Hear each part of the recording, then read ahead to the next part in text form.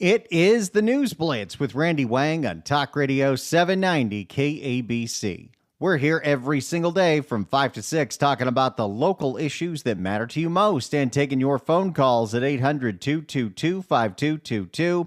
Your emails at randywangradio@gmail.com. Search for the KABC News Blitz wherever you get your podcasts and subscribe to the California Report at randywangradio.substack.com. With that, let's get to today's California Report. This is my show prep every day. This is what I do. I wake up at 6 o'clock every morning and I start scrolling through all of my subscribed YouTube channels, all of the local stations in Southern California, the Bay Area, Sacramento, San Diego, the Central Valley, politicians and government accounts that I follow, and the things that interest me, I put them all in a big YouTube playlist, and then I listen to about half of them when I walk my dogs in the morning, and the other half when I'm driving to the station. And by noon, I have it curated down to about 18 to 25 things that I think are really important every day, and then I have this time now to explain to you, like a book report, everything I learned about California today. And here's one thing that I learned. Never, ever, ever believe it when they say that a big project is going to be completed on time. The LAX People Mover, which started construction in 2019 for technology that goes back to the 60s at Disneyland and something that several airports have had for decades, has been delayed again. This was supposed to be completed in 2023, then 2024, then 2025, then the end of 2025, then the beginning of 2026. And the whole thing was, this is going to be ready for the World Cup. Might not be ready for the World Cup. And what's bizarre is, like, 2 years ago, they said the project was 95% complete, and there really isn't any more construction to be done. So what is going on here? Could this have to do with all of the disputes that the Los Angeles World Airports Authority has to deal with all of the bus drivers of all the shuttles that clog up the horseshoe? Because a lot of them might be losing their jobs if this thing actually gets utilized. If there is a functional way to get from terminal to terminal at LAX, which right now there is not, believe you me, I was trying to map something out for my wife today, and it is infuriating. Can I explain to you? She's flying out of Terminal 6, and the only lounge that she has access to, because she has Amex Platinum, is the Centurion Lounge, and that's at Terminal B, the international terminal. There's no other Amex lounge at this gigantic airport. So if she wants to get to that lounge so she can have a little relaxing respite before her flight, she would have to walk in the subterranean tunnels under the terminals 30 minutes each way. What a mess. That's one of the problems when you don't have an easy way to get from terminal to terminal, like every other major airport has had for a very long time. But if this thing actually got finished, and then you had an easy way for people to take metro and then not have to get on a bus, but actually use this thing, it could take tons of shuttles off the road. And this is the thing. For as much as you want to talk about all the cars that impact the traffic at LAX, we know what's going on. It is all of the hotel shuttles, the rental car shuttles, the Wally Park and parking spot shuttles. All of these buses are constantly honking at each other and slowing everything down. So maybe this will actually get finished, but I think when they talk about contractor disputes, that's what they're talking about here. They're talking about the fact that there are a lot of organized labor unions, including all of the special interests that have delayed these projects for decades at LAX. But it is business as usual, right? Is there ever been a time in my life, and I'm 40, that LAX wasn't under construction? They're tearing down one terminal at a time. That's becoming a nightmare and a half. And the rebuilt terminals, they don't look that much nicer. So I don't know what's going on there, but that's the latest out of LAX. The People Mover has been delayed yet again.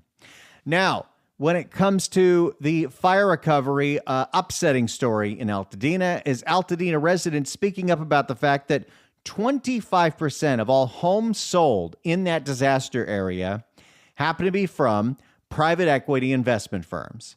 And I'm actually surprised that that number is not higher, because I don't know who else is going to buy a burned out lot, because this construction is taking incredibly long. The insurance companies are still not making people whole, and the state seems to have zero urgency with wanting to help people with that. But I don't know if banning corporations from buying single-family homes is really the answer here. I don't know how impactful that would be. It sure sounds good, and we do like things that sound good. But ultimately, you have to realize it's not just that the properties are getting bought up, it's that the properties are getting sold, because people have decided, not everybody, but some people have decided that all of the headaches that the cities and the counties and the state are putting, all the roadblocks to rebuilding, the dealing with insurance, the permits, what have you, it's mostly insurance. Who are we kidding? It's not worth it. So they're selling and they're moving on. Now, there's been a lot of talk over the last 24 hours about the fight going on right now when it comes to the race to replace Gavin Newsom. And this went everywhere, and I happen to use the Fox 11 version because Ed Laskos does it, and I love me some Ed Laskos. But the head of the California Democrat Party, Rusty Hicks, sends an open letter out to all the Democrats running, and there's like 10 prominent ones, that, hey, if your campaign's not viable, don't file this week, because the filing date is Friday.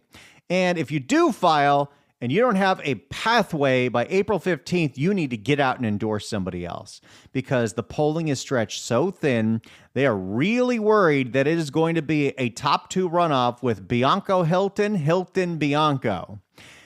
That being said, that letter came out, and every single one of those low polling candidates, I believe, has filed, and they are officially running for governor. And now they are not only attacking the California Democrat Party for this move, including Tony Thurmond calling this racist, but now you have a lot of the candidates going after each other, including Antonio Villaraigosa and Javier Becerra, going at it on Twitter. When I say going at it, I mean their staffers are going at it. I don't think Tony V knows how to tweet. No, peanut. And I would say the same thing for Baccaria. Scrub it.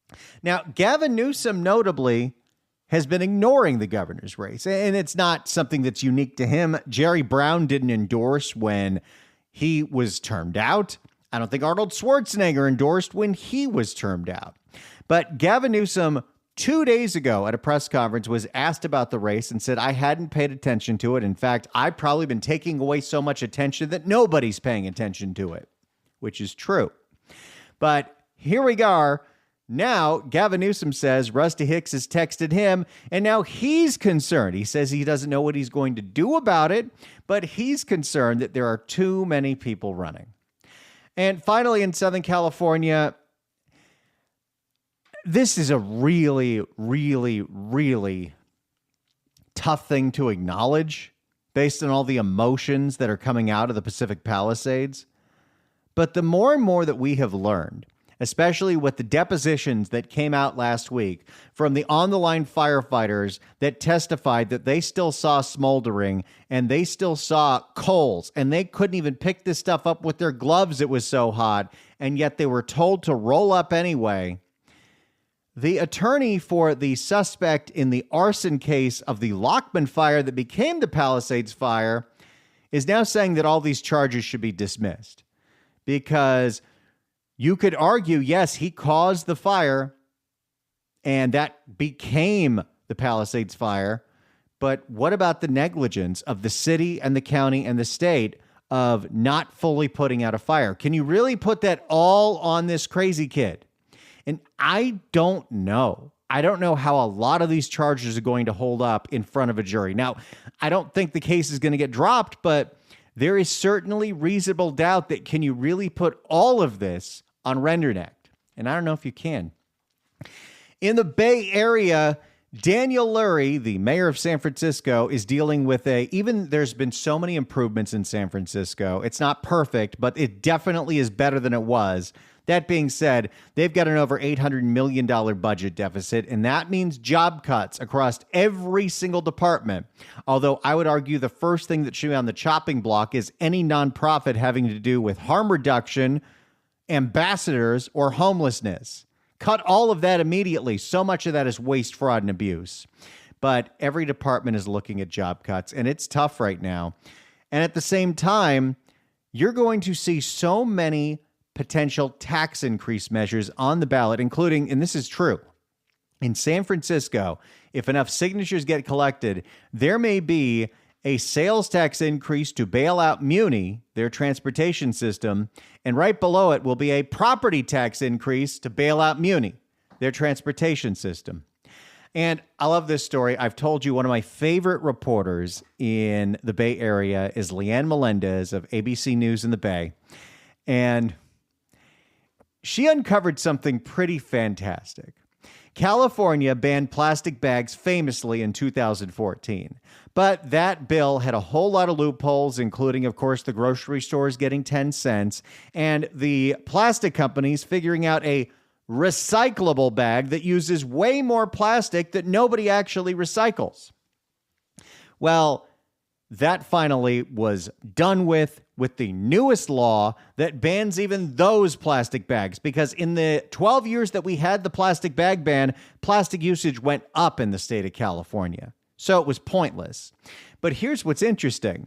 Now we have the new ban that bans those thick plastic bags, except if you're in a city like San Francisco or most of Alameda County or anywhere that had passed a bag ban before that 2014 bag ban. And San Francisco's bag ban goes back to 2007, but it only banned the flimsy little plastic bags, not the big thick ones. And apparently the way the law is written, the one that was passed last year, if you have an ordinance that's older than the bag bans, yours count. So I don't know how this makes any sense, but this is the bureaucratic nonsense that goes on in Sacramento every day. I have also, and I know I shouldn't point this out because the secret's out, but those flimsy little plastic bags that were so reusable for everything, like, yeah, you can't recycle them, but you can reuse them. Can't tell you how many people, myself included, would use them as cat litter bags. For some reason, you can't get those at the grocery store, but you can get as many as you want for free at Home Depot. Never really understood that. And we've been covering this. It's like city by city, the same story, different city, where now Richmond is deciding whether they want to extend their contract with flock cameras. This is because all these activist groups are worried about it violating their privacy, that the databases could be looked at by the federal government. And sure, the first thing people think of there is ICE and Customs and Border Patrol. But like, wouldn't you want the FBI checking those databases? Wouldn't you want the agencies that are supposed to protect us from the worst of the worst checking the international gangs that are, on certain streets, the transnational gangs that are in these burglary tourism rings in places like Encino? Wouldn't you want license plate reading cameras to be giving those databases out? And here's another interesting story coming out of the Bay. There is a mandate that is finally being put into place. It's from a few years ago, and it requires sprinklers in high-rise buildings. So, there's more protection from fire. Seems pretty common. I think that's commonplace in a lot of office buildings, but it's not in a lot of old residential buildings. The problem is the cost of retrofitting these buildings to add the sprinklers is so onerous and so expensive, nobody can afford to do it. So what's the answer? Nobody knows. And finally, in San Francisco, and this is the weirdest story, and if I have free time this week, we're going to play it, or maybe I'll do it on a bonus show. There is a math teacher who's got some questionable tactics when it comes to educating his students at San Francisco Unified, including making the test questions about girls in class, students' weight, putting out videos on his YouTube channel where he's solving math problems on his feet. It's real weird. It's real strange, and it's right up the alley of San Francisco. We got a lot more of the California report coming up, including how much taxpayers are paying for Kamala Harris to go on her book tour. All of that coming up. RandyWangRadio.substack.com. Subscribe to the California Report so you can get this in your inbox every day. It's free. RandyWangRadio.substack.com. It's the News Blitz with Randy Wang on KABC. It's the News Blitz with Randy Wang on KABC. Before we get back to the California Report, let's go to Joseph in L.A. Joseph, hello. Hello. Yes, I read articles on this plastic bag. The original plastic bags were designed to be more environmentally friendly than the paper bags because they weigh a lot less, they're a lot smaller.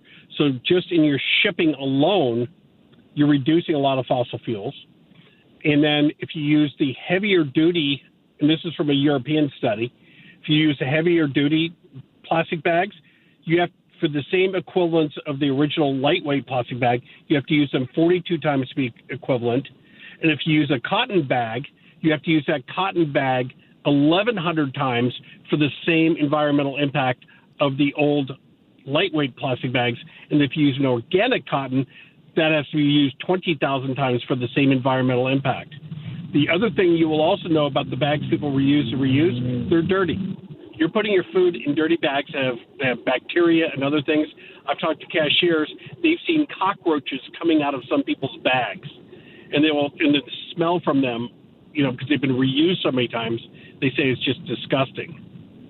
So, well, based on your numbers with the reusable tote bags that I have in my car, I would have to use them for about 380 years to get the equivalency of a plastic bag. That is fantastic. Thank you so much for the call, Joseph. Appreciate it. All right. In the California Report, Ashley Zavala at KCRA3 is digging into why we have the CHP with dozens of officers on a security detail for Kamala Harris as she goes on an international book tour. She is no longer an active member of government. She is on a private affair to enrich herself with this book tour. So why are we paying for this? How much are we paying for this? I understand she needs security. She's a prominent figure and times are crazy right now, but couldn't she be paying for that for herself? Are we getting reimbursed? I'd love to know. Chickens have overrun an old North Sacramento neighborhood, and it's real loud and it's real annoying if you live in there. But, at some point, someone's going to solve this problem the most delicious way possible. And in Sacramento City, they're trying to close a $66 million budget gap. There's going to be cuts everywhere. I don't know what to tell you. You're going to see this all over again like you did last year. A lot of local governments, they're just spending more than they're taking in. In San Diego, the city council voted 7-1 to put that measure to tax second homes on the June primary. Is that going to lower the cost of housing? No, it's not. In fact, that is going to go straight to the general fund. I don't know how many people are going to put their homes on the markets, but I guarantee it will have a minimal effect on what's going on. And NBC7 had a great piece on how easy it is to dupe somebody's voice for a scam. And they show you how simple it is to do it. Don't you get any ideas? But this is happening way too often. And a local group backed by Kevin Faulconer, the former mayor of San Diego, is looking to collect signatures for a different kind of initiative to repeal San Diego's trash collection fees that have doubled over the past year. In the Central Valley, a local member of the assembly wants to put forth a bill to ban registered sex offenders from running for office. And I don't know if we need to do that. If Fresno votes for a sex offender, that's on them.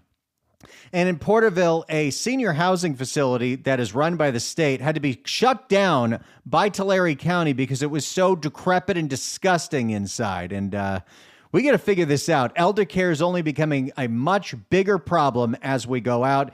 If you want to waste 23 minutes of your life, watch Gavin Newsom on Jimmy Kimmel like I did. Ian Calderon is running for governor. You can check out what he's all about. Nithya Raman still can't explain why she's running for mayor. Tish Hyman's running for mayor. She talked to KTLA. We got a couple of crime blotters, and that is the California Report. Thank you so much for checking it out. I love putting this together for you every day. RandyWangRadio.substack.com. Subscribe. It's free. It's the News Blitz with Randy Wang on KABC. It is the News Blitz with Randy Wang on Talk Radio 790 KABC. We're here every single day from 5 to 6 talking about the local issues that matter to you most and taking your phone calls at 800-222-5222. 1-800-222-5222. Your emails at randywangradio@gmail.com. Search for the KABC News Blitz wherever you get your podcasts and subscribe to the California Report, my daily curated list of all the important stories going on that you need to know about in California at randywangradio.substack.com. Our next guest is running for LA City Council District 1 against Ulysses Hernandez. Raul Claros, welcome back to the News Blitz. Hey, thanks a lot, Randy. Why don't you go ahead and start off by reintroducing yourself to the audience, tell us who you are, where Council District 1 is, and why you're running.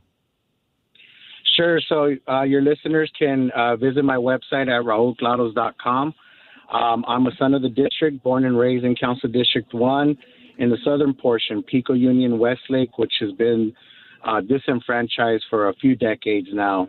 But I've been currently living for the last now 11 years since my daughter was in her mommy's womb in Chinatown, which is the central portion of the district. And I currently have nonprofits and for-profit offices up in the Northeast, Lincoln Heights and Highland Park, where that rounds off the district up to the northeast of LA. All right. So why are you running for this office? I'm running because I'm raising a little girl. She's 10 years old. I'm a girl dad, and anyone that's parenting right now at this phase of thinking, hey, in the next 8 years, how do I get this little girl or little boy onto a college campus when we can't even get safe and clean streets, right? And so we're looking for basic services for leadership. I'm a former executive director to the Red Cross here in Los Angeles for 4 years. I know a crisis when I see one. I know how to respond to disasters. And if you remember, Randy, the last time you had me on the show, I'm that guy that committed to sleeping in my RV in MacArthur Park for my first 100 days in office once I'm elected until we clear and clean up MacArthur Park. And I expect that to be the new culture and the new model across every 22 neighborhoods and every park in those 22 neighborhoods of Council District 1. Now, the current incumbent is Ulysses Hernandez. She won that seat 4 years ago. What would you say is her biggest failing as a member of the city council in your district? That she's part of the Democratic Socialists of America, and they have ran a social experiment in Los Angeles County since 2020, in this district since 2022, and we're so allergic to it that we are just bleeding out. And that's why we need triage.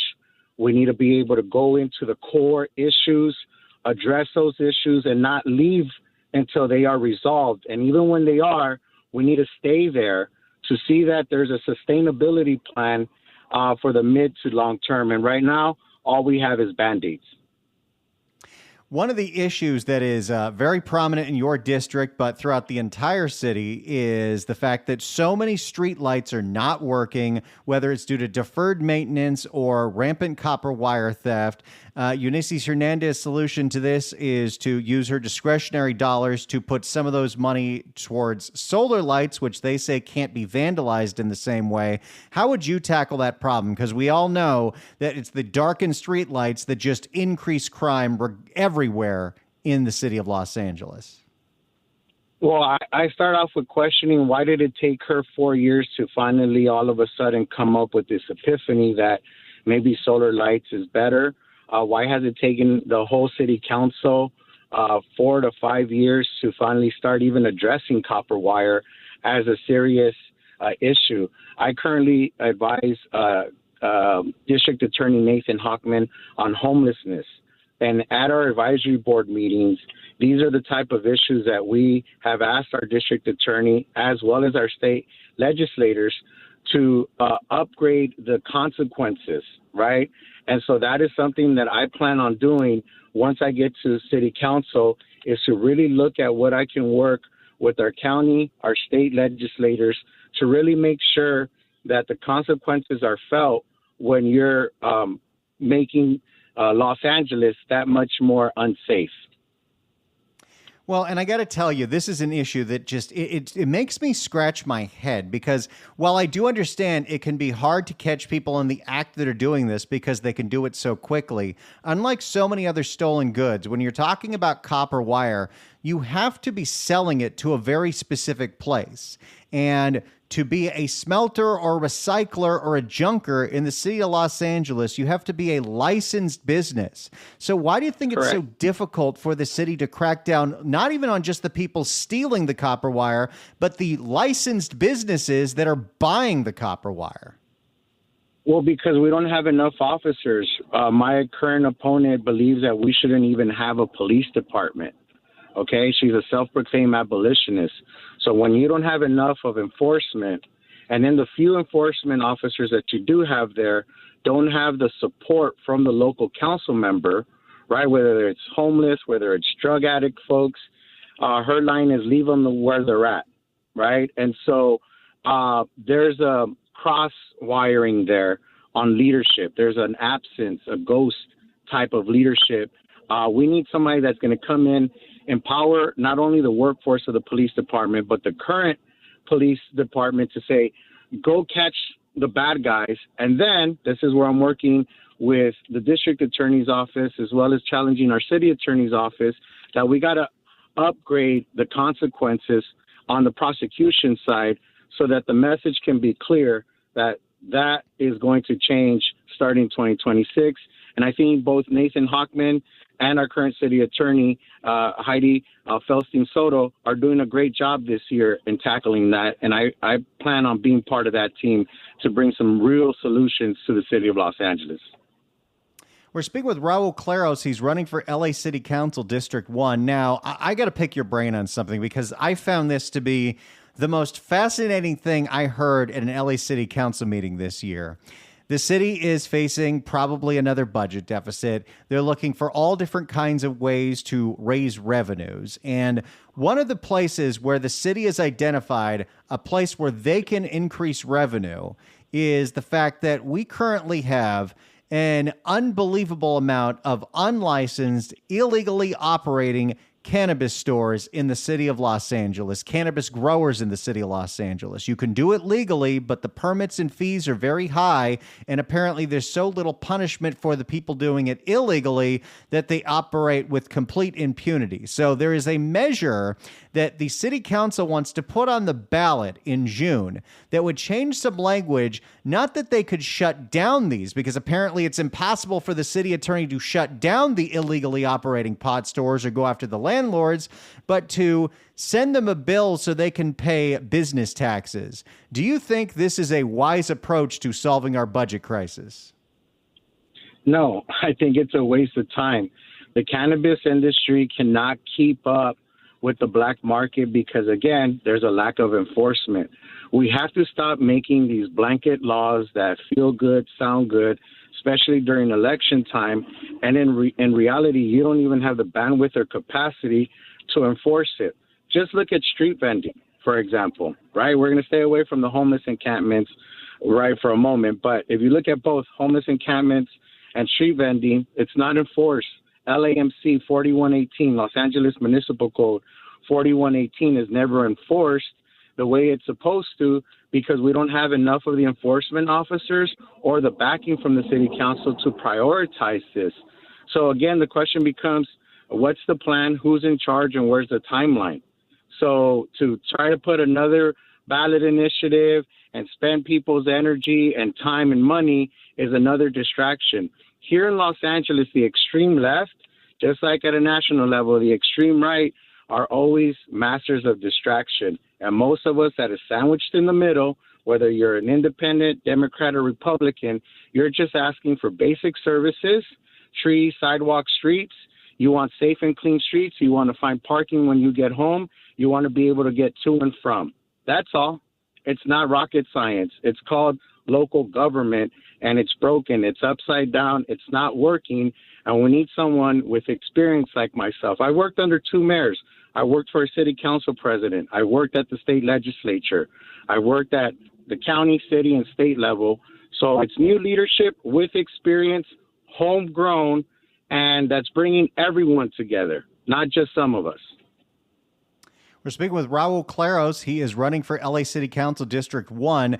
Now, your opponent, Eunices Hernandez, was one of the principal authors at the beginning of the year last year to officially establish the city of Los Angeles as a sanctuary city. And this was supposed to protect the illegal immigrant community in the city of Los Angeles from the deportations. Well, we saw an entire summer of ICE raids in the city of Los Angeles regardless. Do you think that policy was effective? No, it actually had a reverse effect, Randy, and I'm glad you brought this up. What she did was she tried to codify it in Los Angeles because Garcetti had put it as an executive directive. The state had done this already as sanctuary states. And if you notice, San Francisco has gone from worst to first in public safety. ICE is not there. That mayor was able to call the White House and say, we got it. Watch our numbers decrease. And 12 months later, through their reset program, they have figured out. I want to be able to bring that type of program here to Los Angeles, right? Where we are making sure that we don't put bullseyes on us. If you notice in Los Angeles, these ICE raids started at Home Depot in Cypress Park, that's in Council District 1, around MacArthur Park, District 1. When that stunt came down to MacArthur Park, which they didn't take any criminals, they just busted a stunt there, that was in Council District 1, and 126 street vendors have been terrorized in Pico Union on the El Salvador corridor. Why? Because it's been our council member that has put the bullseye, and this is our biggest frustration. When the fight comes, she's nowhere to be found. We get this Wizard of Oz effect from our council member. Big talk, no show when it comes down to throwdown, as she says. Now, when it comes to the theory behind the sanctuary policies, what would your opinion be as a member of the city council in dealing with the criminal element that does exist and turning them over to immigration enforcement? Do you support that or are you against that? Look, I think that anyone that's here breaking the law should suffer the consequences. That's what the hardworking middle is all about. That's what Nathan Hochman brought to this county when he changed the culture and we eliminated George Gascon. I voted for George Gascon the first time around, but he didn't go after the rogue officers. He didn't do a lot of the social justice stuff that he talked about. So guess what? We can't continue to go down this rabbit hole if we know it's failing, so we course correct it. And so that's something that we're going to do here in Los Angeles. I look forward to working with my state and federal partners in figuring out how we get out of this mess right now. And so, public safety, again, my platform is Safe and Clean Streets. You can hear all about it, read all about it at raulclaros.com. Raul Claros running for LA City Council District 1. The primary is in June. You can learn more about him at raulclaros.com, RAULCLAROS.com. Raul Claros, thank you so much for joining us today. Appreciate you, Randy.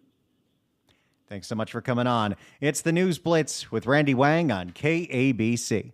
It's the News Blitz with Randy Wang on KABC. We're so happy to be able to have the ability to bring to you people that are running for office, whether you agree or you disagree with them. We're trying to shine a light on all the people that are running for all of these local offices that so few people pay attention to. So if you're running for something, if you are connected to someone that's running for something and you want to put them on the show, you want to get them highlighted, well, send us your pitch at randywangradio@gmail.com. That's randywangradio@gmail.com as we try to highlight as many local candidates as we can for the upcoming June primary, which is less than 3 months away. It's the News Blitz with Randy Wang on KABC. It's the News Blitz with Randy Wang on KABC. Let's go to Marissa. Marissa, hello. Yes, hi. I was just calling about that candidate that was just on the radio. He failed to mention that he's one of the ones that actually did the protest for Dodgers, the ICE raids Dodgers that he was doing, and for people to not be to scare away ICE. And then also he did a town hall with Jamie Gomez for bringing Kilmar Garcia back to the States. And when Charlie Kirk died, he said that that was a distraction for the MAGAs. And it's just really disrespectful when, how can a death of Charlie Kirk be a distraction? So he fails to say that. So in my opinion, he's not a good candidate. I'm in CD1, and I see him everywhere. But again, he's very anti-conservative. However, he'll use our radio stations to promote himself, and it's just not right, So in this race, who are you supporting? Who do you like? There's two people that are in our district, Jessie Rosas, and then also Sylvia. I forget her last name, but she's been very active in the community, and I like what they stand for because they've been also active even before this person ran. But yeah, they've been really involved for years. Well, get in touch with them. Send them our way. We'd love to interview them. I can only interview them if they reach out. So I'd love to talk to them. I'd love to talk to as many people as possible that are running for that office because that's a very important race. Yes, it is. And we're tired of, Denise's Hernandez. And I don't know if anyone's told you, but I'm in this district, and she's been cleaning up homeless encampments and blight, and it's been really nice, and it's only because it's an election year, and it's terrible that she's doing that just to pander, It's shocking how often that happens, how often our elected officials only want to start doing their jobs when they're about to be threatened with losing theirs. And it's just like you would have no problem getting reelected if you did the simple basics of serving your constituents. This is a basics job. This is not a high level theoretical job. This is make sure that the streets are clean, that the homeless are off the streets, and that the lights are on. If you can't do those three things, then explain to me why, or get out and let somebody else do it. But this should not be that complicated. Exactly. And we've been reporting it for years. And now all of a sudden they're being cleaned up this past month. It's wild. Well, thank you so much for the call. I appreciate it. And anyone else that's running for that seat, I'd love to talk to you. We want to give as clear as we can a picture of who is running so you don't just see a bunch of names and just guess at random, because there are definitely some people that do vote that way. Thank you all so much for being a part of this show, whether you are just listening, love that, calling in, emailing, sharing the show with your friends, or subscribing to the Substack. It's the News Blitz with Randy Wang on KABC.